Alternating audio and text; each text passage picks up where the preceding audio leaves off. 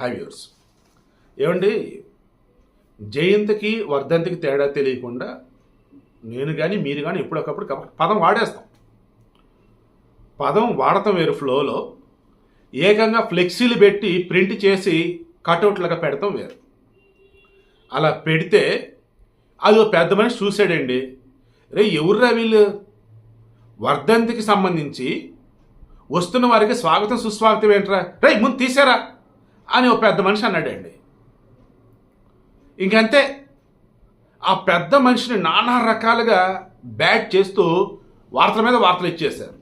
ఆ పెద్ద మనిషి పేరు బాలకృష్ణ. అలా వార్తలు ఇచ్చిన వాళ్ళు ఎవరు ఇంకేంటో మీరు ఆలోచించుకోండి. ఏ ఛానల్ వాళ్ళు, ఏ పత్రికల వాళ్ళు, ఏ వెబ్సైట్ల వాళ్ళు, అండ్ ఎవరు వాగారు ఏంటి దీని గురించి నెగిటివ్గా కొడాలని మాట్లాడతాడు. జూనియర్ ఎన్టీఆర్ని ఎవరు అడ్డుకోలేరు, ఆయనను కావాలని దూరం చేస్తారు, అద్దని ఇదని. అసలు ఈరోజు ఏం జరిగింది కనీసం అసలు ఆలోచించాడా? 28వ వర్ధంతికి సంబంధించి జూనియర్ ఎన్టీఆర్ అభిమానులు ఎవరైతే వస్తున్నారో వారికి స్వాగతం సుస్వాగతం అంట. బ్యానర్లు పెట్టింది ఎవరు అంటే జూనియర్ ఎన్టీఆర్ అభిమానులు, కటౌట్లు వచ్చే సాయండి. అవి కదా తీయమన్నాడు బాలకృష్ణ. స్వాగతం సుస్వాగతం అంటే వర్ధంతిరా నాయన, మనిషి మరణించిన దానికి సంబంధించి నివాళి అర్పించడానికి వస్తారు. నివాళి అర్పించడానికి స్వాగతం సుస్వాగతం ఏంటి? సెన్స్ ఉండక్కర్లా కొంచెమైనా. ఆ కటౌట్లు పెట్టే వాళ్ళని చూసిన మిగతా వాళ్ళు చెప్పరు కదా, ఎవరు చెప్పరు. ఆ టైప్ చేసే వాళ్ళు చెప్పరు, వాళ్ళకి తెలియదు. సరే పెట్టారు, ఇది పెద్ద మనిషి వచ్చేసి తీయమన్నాడు. ఎందుకు ఏంటి అనేది కనీసం చెక్ చేసుకోవడం కూడా లేదు. తిట్టాలి ఇంకా ఆయన అంతే. జూనియర్ ఎన్టీఆర్ అని కావాలని తొక్కేస్తున్నారు, జూనియర్ ఎన్టీఆర్ ఫ్లెక్సీలు పెట్టి తట్టుకోలేకపోయారు. బుద్ధుందా లేదురా బాబు అసలు? జూనియర్ ఎన్టీఆర్ అనే వ్యక్తి ఈరోజు ఈ స్థాయిలో ఉన్నటువంటి కారణం చంద్రబాబు నాయుడు, బాలకృష్ణ. ఆ విషయం మీకు తెలియదు.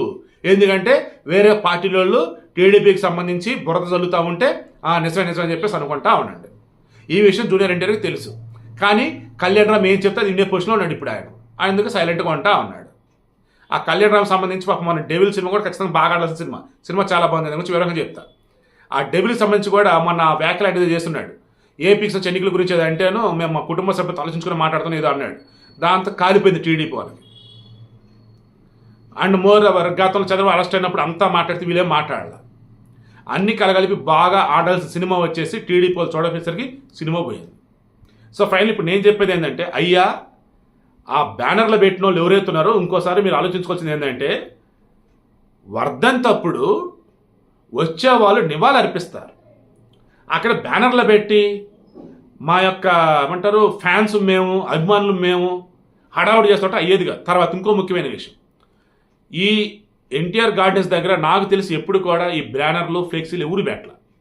కేవలం వాంటెడ్గా జూనియర్ ఎన్టీఆర్ అభిమానులు ఈరోజు పెట్టారంటే వాళ్ళ వెనక ఎవరో రాజకీయ నాయకుల శక్తులు ఉండి ఈ రకం పెట్టించి జూనియర్ ఎన్టీఆర్ అభిమానుల మధ్య టీడీపీ వాళ్ళ మధ్య గ్యాప్ పెంచాలని, లేదంటే జూనియర్ ఎన్టీఆర్ అభిమానుల్లో కోపం పెంచేసి టీడీపీకి దూరం చేయాలని కుట్ర తప్ప వేరేదైతే. అందుకే కొడాలని రెస్పాండ్ అయ్యాడు.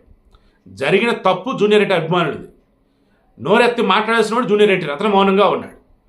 బాలకృష్ణ అవన్నీ గమనించి తెలుగు భాష మీద పట్టున్నవాడు కాబట్టి, సెన్స్ ఉన్నవాడికి అర్థమైంది కాబట్టి, అఫ్కోర్స్ ఎవరికైనా అర్థం కాదు, ఎవరు చూడుగా. బట్ నేను పెద్ద ఆయన చూశాడు, ఇమీడియట్గా అర్థమైపోయింది. అరే తప్పు అది ఉంచుకోటి తీయండి అన్నాడు. అంతే. తీయాల వద్దంటే ముందు తీయండి అన్నాడు గట్టిగా. అంతే, తప్పే ఉంది అందులో. తప్పు చేసింది జూనియర్ ఎన్టీఆర్ అభిమానుడు. స్పందించాల్సిన వ్యక్తి స్పందించకుండా మౌనంగా ఉంది జూనియర్ ఎన్టీఆర్. స్పందించి మంచిగా పోయి లేనివాడు పనికి మళ్ళీ వెలవల చేత మాట్లాడించుకుంటేమో పాప మన బాలకృష్ణ.